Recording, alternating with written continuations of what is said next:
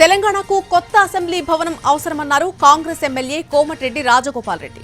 సచివాలయం పక్కన ఎన్టీఆర్ గార్డెన్లో అసెంబ్లీ నిర్మాణం జరిగితే వ్యూ బాగుంటుందని చిట్చాట్లో చెప్పారు ఆయన.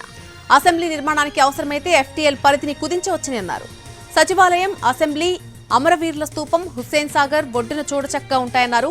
అలాగే సచివాలయం, అసెంబ్లీ పక్కపక్కన ఉంటే పాలనా పరంగా కూడా బాగుంటుందన్నారు. తనకు మంత్రి పదవి ఇవ్వాలా లేదా అనేది అధిష్టానం చేతుల్లో ఉందన్నారు కోమటిరెడ్డి రాజగోపాల్ రెడ్డి.